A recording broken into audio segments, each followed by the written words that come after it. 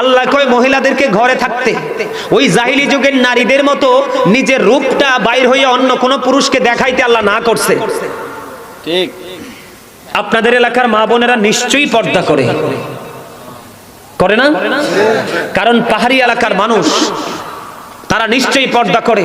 যদি তারা পর্দা করে তাদের জন্য ওয়েলকাম, আর যারা পর্দা করেন না তাদের জন্য একটু ওয়াজ। ঠিক না ঠিক? আল্লাহ কি বলছে? নারীদেরকে ঘরে থাকতে বলছে। কি করতে বলছে? তার মানে পর্দায় থাকতে বলছে। বলো হুজুর আমরা কি চার পায়ে জন্তু নিয়ে আমরা ঘরে থাকবো? হ্যাঁ বের হবেন, আপনি পর্দা নিয়ে বের হন, এমন ভাবে বের হন আপনার বডিটা কেমন এটা কোনো পুরুষ যেন অনুভব করতে না পারে। এমন বোরকা পরে কষাই দেখলে বুঝবো বডির উপর নিচে কয় বন গোস্ত। ঠিক ঠিক। আর আমি আপনার হাসেন, এটি লজ্জা থেকে বলছি, আমার মুসলমান মা বোন তো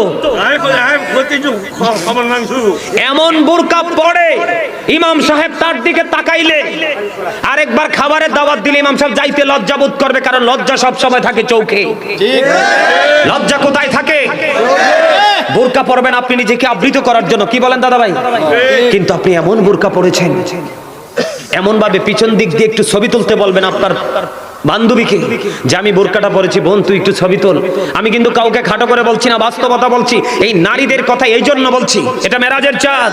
আল্লাহর হাবিব যখন জান্নাত জাহান্নাম পরিদর্শন করলো, জাহান্নামের দিকে যাইয়া দেখলেন বন্ধু শুধু ধনী ধনী মানুষ আর মহিলা। নাউজুবিল্লাহ বলেন না? শুধু পৃথিবীর যারা বড় লোক এই মানুষগুলো আর মহিলা।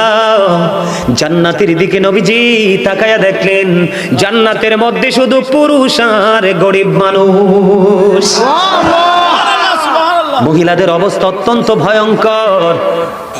আমি বলবো একটা ছবি তুলবেন, বলবেন বোন একটা ছবি তোল, আমি দেখবো আমাকে কেমন লাগে। আপনি নিজে ছবি পিছন দিক দিয়ে একটা পিকচার তুলে তাকাবেন। যদি সত্যিকারই আপনার মধ্যে ন্যূনতম ঈমান থাকে, আপনার ছবি দেখলে আপনার কাছে লজ্জা লাগবে। কথা বলেন না কেন? নারী হচ্ছে ফুল, এটা ফুলদানিতে সবচেয়ে বেশি মানায়। কথা কন না কেন? নারীরা হলো ফুটন্ত গোলাপের মতো ফুল। আপনারা দেখবেন যেই নারীটা পর্দা করে, যেই নারীটা 5 ওয়াক্ত নামাজ পড়ে, যেই নারী শরীয়তের সীমারেখা মেনে চলে, দেখবেন ওই নারী সম্পর্কে কোনো কথা বললে সমাজের নারী পুরুষ সবাই বন্ধু খেপে যাবে। সাবধান, লাগাম টেনে কথা বলো। ওই নারী আমাদের গ্রামের জন্য গর্ব, ওই নারী আমাদের গ্রামের জন্য রহমত। তার মতো একটা বউ যদি আমার ঘরে পেতাম, আপনি কেমন করে এমন বউ পাবেন না। কারণ প্রত্যেকটা ঘরে ঘরে যদি নামাজি পর্দাশীল মেয়ে তৈরি করতে পারেন, প্রত্যেকটা ঘরে ঘরে অটোই পর্দাশীল বউ চলে আসবে। আপনার মেয়েকে পাঠান পেন্সিল শু পরে শপিং কমপ্লেক্সে, মেয়ের ক্ষেত্রে শপিং কমপ্লেক্স আর বউয়ের ক্ষেত্রে অত্যন্ত পর্দাশীল, তাহলে আপনি সঠিক বিবেচনা কম বাবা হতে পারেননি। কথা বলেন না কেন? আমি আমার মা বোনদের উদ্দেশ্যে বলবো, মা গো পর্দা করে চলো, পর্দা ছাড়া কোনো উপায় নেই। আমার বন্ধু হযরতে আব্দুল্লাহ আসতেছে নবীজির কদমে, মাইমুনা সহ বন্ধুরে আমার আরেকজন ছিলেন নবীজির দরবারে। যখন আব্দুল্লাহ আসতেছে তখন আমার নবীজি বললেন তোমরা আত্মগোপন করো। খেয়াল করবেন হাদিস শরীফ, তোমরা কি করো? তার মানে তোমরা এখান থেকে প্রস্থান করো, চলে যাও। ইয়া রাসূলুল্লাহ আব্দুল্লাহ আসতেছে, আব্দুল্লাহ তো অন্ধ। আমার নবীজি বলেছেন আব্দুল্লাহ অন্ধ, তোমরা তো অন্ধ নও। তার মানে আপনার বাড়ির আঙিনা দিয়ে যদি কোনো অন্ধ মানুষ চলে যায়, আপনি চুকি দিয়ে অন্ধ মানুষের, অন্ধ পুরুষের দিকে দৃষ্টি দিতে পারবেন না। আপনার স্বামীর ক্ষমতা নাই, কলা পাতা দিয়ে আপনার বাড়ির আঙিনাটা বেড়া দিয়ে দিয়েছি। নতুন জামাই হেঁটে যাচ্ছে, আপনি কলা পাতার পাক দিয়ে নতুন জামাইয়ের দিকে দৃষ্টি দিতে পারবেন না।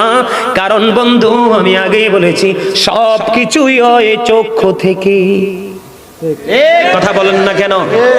ফেসবুকে দেখবেন, গত পরশুদিন ফেসবুকে দেখলাম 3 বাচ্চার মা, স্বামী বিদেশে থাকে, এসআইর সাথে প্রেম করে 3টার মা বিয়ে করে ফেলেছে।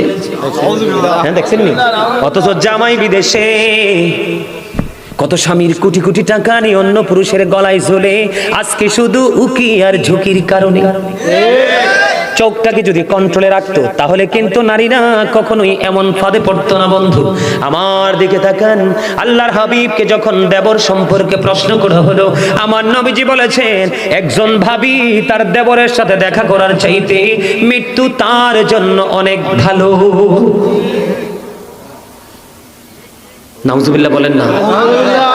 অন্য বেগানা পুরুষ তাক দূরের কথা, আল্লাহ রাসূল নারীদেরকে সুরক্ষিত রাখার জন্য বলেছেন, যাদের স্বামী কাছে নেই, যাদের স্বামী বিদেশে আছে, অথচ স্ত্রী এই জেলায় আছে, স্বামী চাকরির কারণে, জীবন জীবিকার কারণে অন্য জেলায় আছে, আল্লাহর হাবিব জানিয়ে দিয়েছেন হাদিস শরীফ থেকে প্রমাণ, আল্লাহর হাবিব বলেছেন, তোমার স্বামী বাড়ি আসা না পর্যন্ত তুমি সুন্দর জামা পরিও না এবং সাজগোজ করিও না, তোমার যা কিছু শুধু একমাত্র তোমার স্বামীর জন্য, কারণ তোমার স্বামীর সন্তুষ্টিতেই তোমার জান্নাত।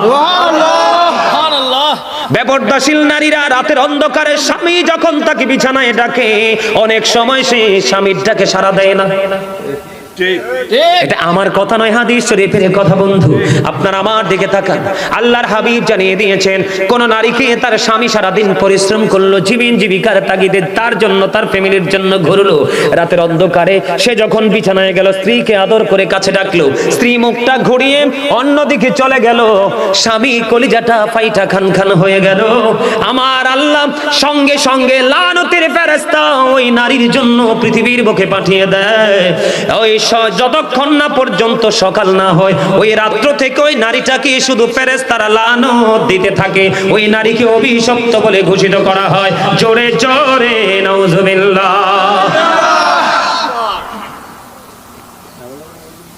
নারীদের পর্দা করতে হবে বেশি করে, আর এই দায়িত্ব নিতে হবে পুরুষদেরকে।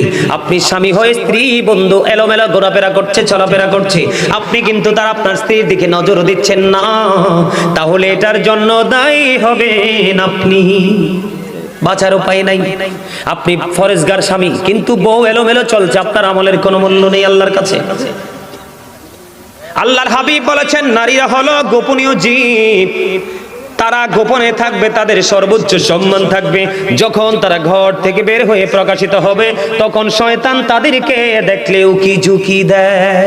জোরে জোরে নাউজুবিল্লাহ। আপনারা তো জানেন না, নারীকে শয়তান মনে করে রশি। কোন শয়তান যদি কোন পুরুষকে, চরিত্রবান পুরুষকে যদি গায়েল করতে চায়, কোন সুপুরুষের গায়ে যদি কলঙ্কের কালি লাগাইতে চায়, তখন শয়তান কোনোভাবে ফাঁদ ফেলতে পারে না, একটা নারীর মাধ্যমে ওই পুরুষের গায়ে, সাদা গায়ে কালো দাগ লাগাইয়া দেয়। এই জন্য নারীদেরকে অত্যন্ত সচেতন থাকতে হবে, অ্যালার্ট থাকতে হবে। স্বামীর অনুমতি ছাড়া এই বাড়ি থেকে ওই বাড়িও যেতে পারবেন না, স্বামী অনুমতি দিলে এই বাড়ি থেকে ওই বাড়ি যাবেন, তবে পর্দা করে, পর্দা ছাড়া নয়, কারণ কার নজর কেমন আপনি কখনোই বলতে পারবেন না। আরো ভয়ঙ্কর খবর আছে বন্ধু, নারীরা বর্তমানে পুরুষের পোশাক পরে, আপনারা দেখছেন কিনা জানি না, এখন দেখবেন ম্যাক্সিমাম নারীর পরনে দেখবেন পুরুষের জুতা। কথা কন না কেন? আমি বলছি না, কিন্তু আমি দেখেই বলছি, ম্যাক্সিমাম নারীর পরনে। আপনারা দেখেন, আমরা তো পুরুষ, ওনারা মনে করতে পারে যে হুজুরে পুরুষ দেখে মনে আমাদেরকে বেশি বলতেছে। না, আমি আপনাদেরকে বলি, আমরা পুরুষ মানুষ, মার্কেটে গেলে আমাদের একটা লুঙ্গি, একটা গেঞ্জি, একটা শার্ট, একটা পায়জামা, একটা প্যান্ট, এই তো আমরা পুরুষদের। আর শপিং মলে গেলে যেদিকে তাকাবেন শুধু নারীদের জিনিস। কতটা ধ্বংস হয়েছে নারীরা, কতটা পথভ্রষ্ট হয়েছে তারা, কতটা অভিশপ্ত হয়েছে, কতটা লানত প্রাপ্ত হয়েছে। নারীদের জুতাগুলো অত্যন্ত ডিজাইনেবল। আপনি চাইলে সর্বোচ্চ হাই হিল পড়তে পারেন, মিডল হিল পড়তে পারেন, আবার ফ্ল্যাট পড়তে পারেন। পারেন না? নারীরা পড়তে পারে না? তাদের কোয়ালিটির কোনো শেষ। এত সুন্দর সুন্দর ডিজাইনেবল জুতা ছেড়ে তাদের নজরটা পুরুষের জুতার দিকে। ঠিক আছে হুজুর, আমি প্রতি নাজের দেখি তো। কথা কন না কেন? বলছি গেল একটা। এবার আসেন, এবার আমার দিকে তাকান, আমি বাস্তবতা বলছি, আপনারা হাসছেন না। যারা এটি করে, কেউ হইলে আপনার নাতনি, নাইলে আপনার ওয়াইফ, নাইলে আপনার পুত্রবধূ, বাচ্চা থাকার উপায় নাই। এক গুছারে আরেক গুছা সোজাইয়াত কইবেন, সুযোগ নাই। কি কি ভুল কইছি? হ্যাঁ, ফরান্ডা খুললে হাসি দেন কিল্লাই, আইতে আসি বাস আন্নেলাই তুলি রেখছি আই, কারণ আন্নে হেতনে সারি দিছেন, এল্লাই হেতনে ফাকনা গজাই উড়ালতেছে। আন্নে যদি হেতনের না হেউগা রশি লাগাই দিতেন, বড়ি লাগাই দিতেন, হেতনে এত দূর যাইতে ইত্তেন। কথা কন না কিল্লে? এবার দেখেন তাদের বলে, হুজুর আপনি এত কিছু জানেন কেমনে? আমার ফ্যামিলির কোন মহিলা ঘর থেকে বের হয় না, কোন বউ, তাদের জুতা থেকে ঠোঁটের লিপস্টিক পর্যন্ত তারা যা চায় সব মার্কেট আমি করি। বিশ্বাস করেন আপনারা? সব মার্কেট আমি করি, আমি যেটা এনে দিবে এরাই বলবে এটাই আলহামদুলিল্লাহ। আমি নারীদের, আমাদের আইটেমের চাইতে নারীদের আইটেম আমার মুখস্থ। আমি আমার জিনিসটা ভালো করে কিনতে পারবো না, কিন্তু মহিলাদের জিনিসটা আমি চিনে বুঝে ভালো করে কিনতে পারবো, কারণ আমার এক্সপেরিয়েন্সটা এত হার্ড হয়েছে। কারণ আমাদের জয়েন্ট ফ্যামিলি, অনেক বড় পরিবার। কথা কি বুঝতে পারছেন আমার? নারীদের এত সুন্দর সুন্দর 3 পিস, 1 পিস, 2 পিস আছে না নাই? কথা কন না কেন? কত ধরনের পায়জামা সব ছেড়ে দিল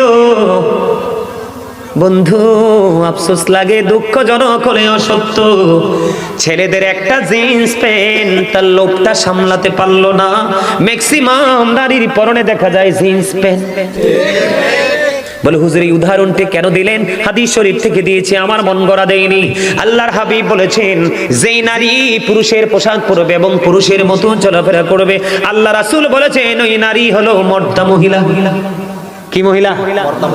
মর্দা মহিলা। এই দেখেন আমার দিকে তাকান, এই মর্দা মহিলার জন্য ভয়ঙ্কর খবর দিয়েছেন রাসূল। ওই মর্দা মহিলার জন্য জাহান্নামে একটা খাবার বরাদ্দ করে রেখেছেন। ওই খাবারটার নাম হলো বন্ধু তিনাতুল খাবার। ইয়া রাসূলুল্লাহ, ইয়া হাবিবাল্লাহ, নবী গো, এই তিনাতুল খাবারটা কি গো নবী? আমার নবী বলে দিয়েছেন এই তিনাতুল খাবারটা হলো আরেকটা জাহান্নামের নিংড়ানো রক্তপুঞ্জ। কথা বুঝেন নাই? আমি বুঝাই আপনাদেরকে। হ্যাঁ,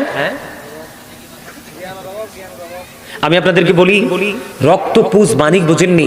একজন জাহান্নামীকে খাইতে দেওয়া হবে। এটা কেমনে সিস্টেম করা হয়েছে জানেন? আপনার জাহান্নামী যারা হবে, পাপী যারা, তারা তো জাহান্নামী। জাহান্নামী যারা হবে তাদের জন্য কিন্তু একটা স্পেশাল রিসেপশনের ব্যবস্থা আছে। নাউজুবিল্লাহ বলে। কেমন জানেন? একটা জাহান্নামী একেবারে তার বডিটা পৌঁছে লিকুইড হয়ে যাবে, এদিক দিয়ে আরেকটা জাহান্নামীর বডিটা তৈরি হয়ে গেছে। কি হয়ে গেছে? কথা বুঝে নেবেন। একটা জাহান্নামীর এই বডিটা কি হয়ে গেছে? পৌঁছে গেছে, গলে গেছে। লিকুইড বুঝো না তোমরা? যেমন লিকুইড বলতে আপনার ওই যে ইয়া খান না, জুস, তরল। তরল কে রে কইছে? মাশাআল্লাহ, চমৎকার কথা বলেছেন। তরল, একবারই নরম। ঠিক এইরকম হয়ে যাবে। আরেকটা জাহান্নামীও এতক্ষণ লিকুইড ছিল, তার এই লিকুইড বডিটাকে, যেই বডিটা তৈরি হয়েছে তাকে খাবারটা দেওয়া হয়েছে। বন্ধু, যেই নারীটা সিম্পল একটা পুরুষের জোতা পড়েছে এবং যেই পুরুষ নারীদের সিম্পল একটা জিনিস ব্যবহার করেছে, ম্যাক্সিমাম পুরুষদেরকে, ম্যাক্সিমাম ইয়াং ছেলেদেরকে দেখা যায় এই সাইডটাকে ডিজিটাল পিস্টাল রেল লাইন করেছো, মাথার চুলগুলোকে উঁচু করেছো, এগুলো সামনে চলে আসে, এই জন্য নারীদের ব্যান দিয়ে এটারে থামাইছো। মসজিদে হাইয়া আলাস সালাহ বললে জান্নাত। যতদিন পর্যন্ত আপনি আপনার নামাজটাকে প্রিয় করতে না পারবেন, ততদিন পর্যন্ত আপনি যত বড় ইমানদারি হন না কেন, আপনি ইমানদার হিসাবে বিবেচিত হবেন না এবং সকল ধরনের নোংরা কাজ থেকে নিজেকে আপনি আড়াল করতে পারবেন না। কারণ আল্লাহ বলেছেন, ইন্নাস সালাতা তানহা আনিল ফাহশাই